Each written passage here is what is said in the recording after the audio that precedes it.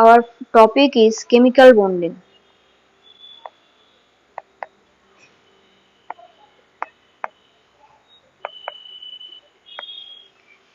Bonding means bond form করা আর chemical means number of chemicals. Suppose fluorine, chlorine, bromine, iodine, NaCl এদের মধ্যে যে chemical গুলো আছে এই কেমিক্যাল গুলো কিভাবে বন্ড ফর্ম করছে সেটাই দেখা। তো কেমিক্যাল বন্ডিং করতে হলে কেমিক্যাল বন্ডিং এর একটা ইম্পর্টেন্ট পার্ট হলো এমও ডায়াগ্রাম।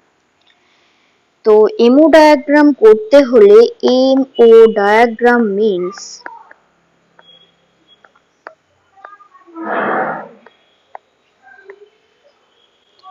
molecular orbital diagram.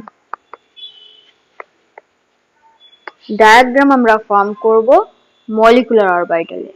তো molecule number of AO produce means atomic orbital produce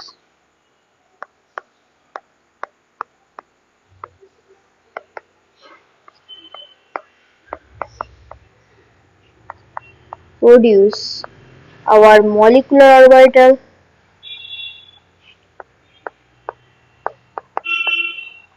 Suppose two hydrogen bind and produce H2.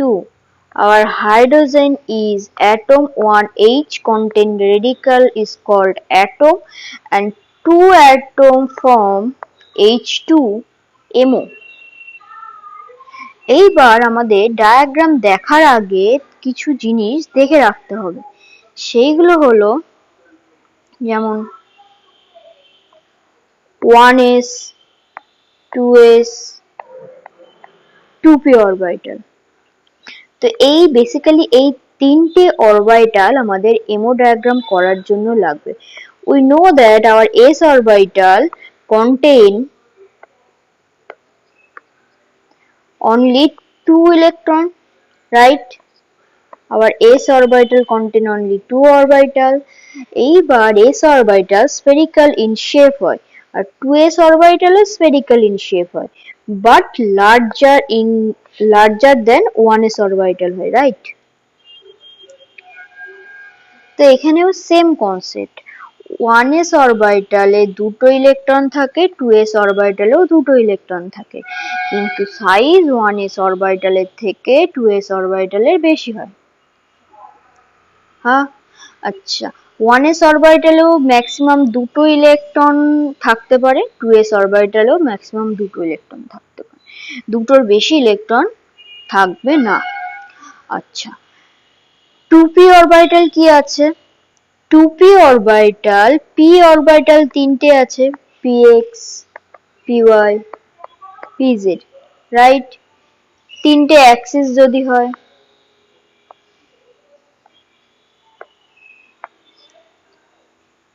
Suppose আমরা যদি তিনটে অ্যাক্সিস ধরে নিই, এটা x y z 3D তে ধরছি, ঠিক আছে? x অরবিটালে থাকছে কে? x অরবিটালে যদি ডাম্বেল শেপের কিছু থাকে তাহলে তাকে বলা হয় px অরবিটাল। একটা পজিটিভ নোড হয়, একটা নেগেটিভ নোড হয়, তো এটা আমার px অরবিটাল। সিমিলারলি যদি y অরবিটালে p অরবিটাল থাকে তাহলে তাকে py বলা হয়, একটা পজিটিভ একটা নেগেটিভ নোড হয়। পজিটিভ নোডকে আমি এখানে ব্লক করে দিচ্ছি, নেগেটিভ নোডকে রাখছি, আর বাকি দুটো x z হচ্ছে। আচ্ছা, থার্ড যে অরবিটাল আছে সেটা z অ্যাক্সিস বরাবর হয়, pz অরবিটাল। একটা যদি পজিটিভ নোড হয় তো আর একটা নেগেটিভ নোড হবে, তো z অ্যাক্সিস বরাবর হয়, তো এটা আমার pz অরবিটাল হয়। তো p অরবিটালকে যদি আমি বক্স করে লিখি তো ম্যাক্সিমাম নাম্বার অফ ইলেকট্রন 6 হয়, রাইট? p অরবিটালে 6 ইলেকট্রন ম্যাক্সিমাম থাকতে পারে। যদি এটা আমার px হয়, এটা আমার py হয়, এটা আমার pz হয়, তাহলে এটা এরকম হবে। আচ্ছা, এটুকু তো দেখালাম।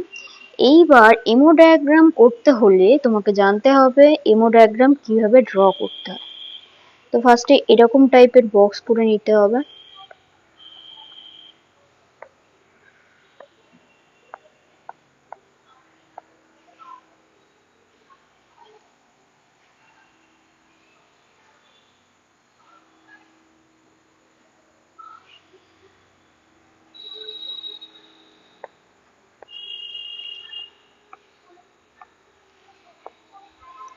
এটা আমার 1s এর ঘর,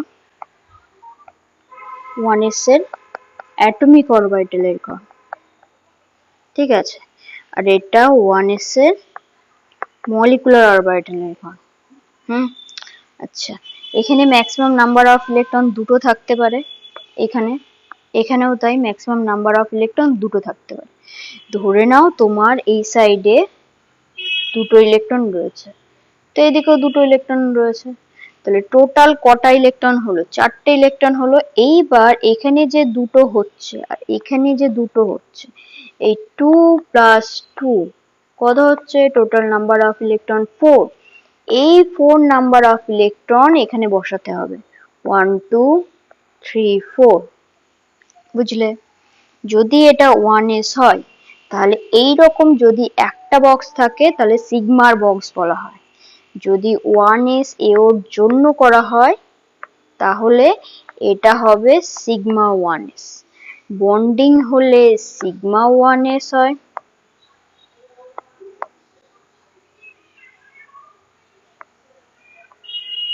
আর যদি অ্যান্টি বন্ডিং ধরা হয়, 1s এর অ্যান্টি বন্ডিং যদি ধরা হয় তাহলে সিগমা স্টার 1s বলা হয়। হলো? আচ্ছা, তাহলে এটা যেহেতু 1s এর জন্য নিচ্ছি তাহলে কি হবে? এটা আমার সিগমা 1s, এটা আমার সিগমা স্টার 1s হবে, ঠিক আছে। এইবার কনসেপ্ট একই আছে, 1s অরবিটাল থেকে 2s অরবিটাল দুটোই স্ফেরিক্যাল হয় কিন্তু লার্জার ইন সাইজ হয়।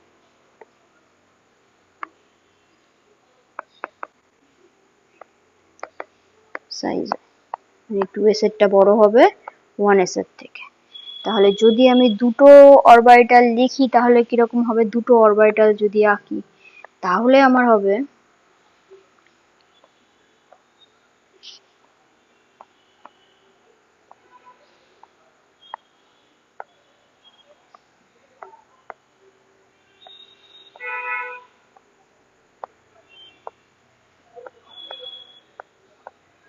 এটা আমার 1s এর ঘর, ঠিক আছে। তাহলে 2s এর ঘরও ঠিক হবে কিন্তু একটু সাইজে বড় হবে, সেম টু সেম দেখতে হবে।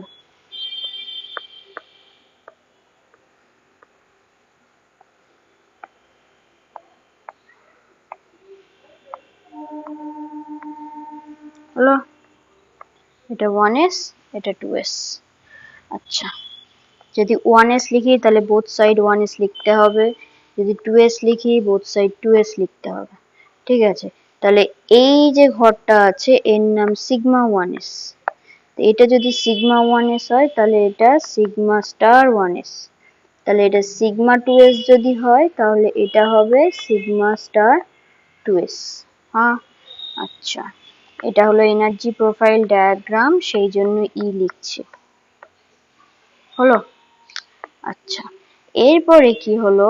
ধরে নাও এখানে দুটো ইলেকট্রন আছে, তাহলে এটা 1s এর থেকে আমার 2s লার্জার ইন সাইজ হয়েছে। এইবার 2s আর 1s কখন হয়? ধরে নাও কোনো ইলেকট্রনিক কনফিগারেশনে 1s2 2s1 হচ্ছে, দ্যাট মিনস তিনটে ইলেকট্রন রয়েছে। যদি 2s অরবিটাল ইলেকট্রনিক কনফিগারেশনে আসে তখনই 2s এর ঘর আমি আঁকবো। যদি ইলেকট্রনিক কনফিগারেশনে নর্মাল ইলেকট্রনিক কনফিগারেশনে 1s আসে তাহলে আমি অনলি 1s আঁকবো। এটা আমি পরে এক্সপ্লেন করছি, ফার্স্টে তুমি ডায়াগ্রামটা দেখে নাও। তো এটা 1s এও করতে হবে, যে মলিকুল থাকবে, ধরো হাইড্রোজেন হিলিয়াম লিথিয়াম যা থাকলো, তো এটা এরকম করে ধরে নাও বোরন রয়েছে তো বোরনের এও, এই যে ঘরগুলো রয়েছে এগুলোকে বলা হয় বোরনের এও। আচ্ছা, তাহলে এখানে যদি ঘর নেওয়া হয়, সাপোজ যে কোনো XYZ মলিকুল রয়েছে, তো X2 or B2 এরকম টাইপের এমও ডায়াগ্রাম হলো এই বক্সটাকে বলা। এই বক্স মানে এই যে উপরে টোটাল এখান থেকে এই পর্যন্ত এটাকে বলা হয় এমও, ওই পার্টিকুলার মলিকুলের।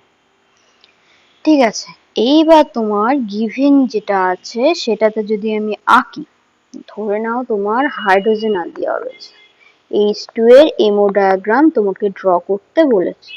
তো H2 এর এমও ডায়াগ্রাম তুমি কিভাবে ড্র করবে? H2 এর এমও ডায়াগ্রাম করার জন্য আমাদের ফার্স্টে হাইড্রোজেন নিতে হবে, হাইড্রোজেনের number of electron 1, right? Number of electron 1, so electronic configuration is 1s1. এই হাইড্রোজেন আমাদের দুটো লাগবে। এইবার আমি বক্সটা আঁকি।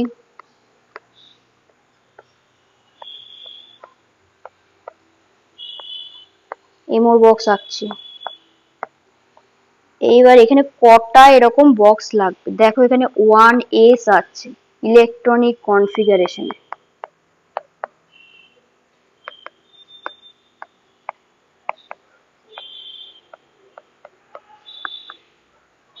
তাহলে আমি শুধুমাত্র 1s এর বক্স আঁকবো।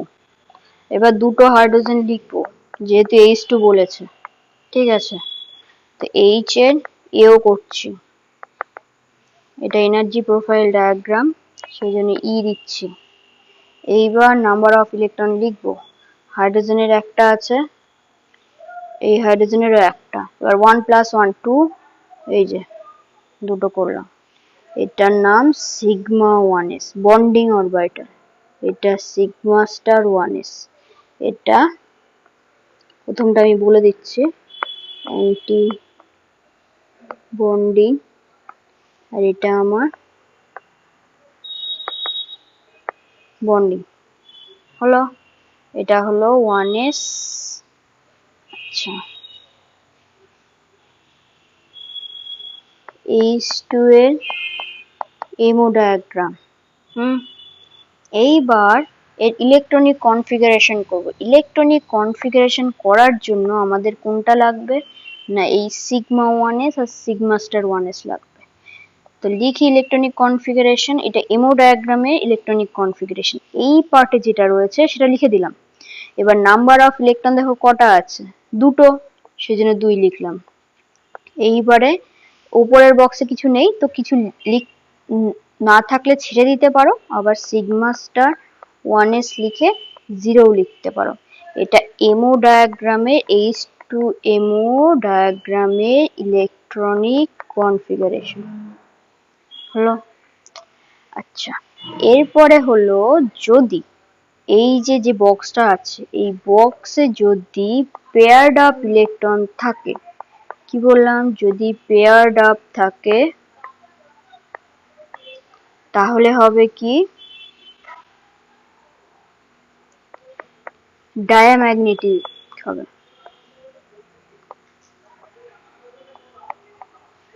আর যদি ওই বক্সে আনপেয়ার্ড ইলেকট্রন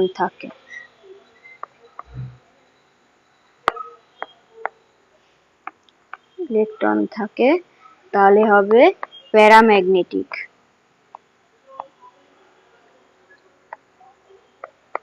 হলো। আচ্ছা, আর একটা জিনিস কি, লাস্ট এটা বন্ড অর্ডার। বন্ড অর্ডারের ফর্মুলা হলো bonding minus antibonding divided by 2, এটা হলো ফর্মুলা, ঠিক আছে? এইবার তুমি কি করবে, দেখো তোমার বন্ডিং এ কটা আছে, বন্ডিং মানে এই যে এটা বন্ডিং, বন্ডিং এর নাম্বার অফ ইলেকট্রন দুটো আছে, অ্যান্টি বন্ডিং এর নাম্বার অফ ইলেকট্রন 0 আছে, ঠিক আছে? তাহলে 2 - 0 হবে, 2 - 0, হ্যাঁ, তাহলে 2 - 0 ডিভাইড বাই 2, তাহলে কত হলো, 1 হলো, ঠিক আছে?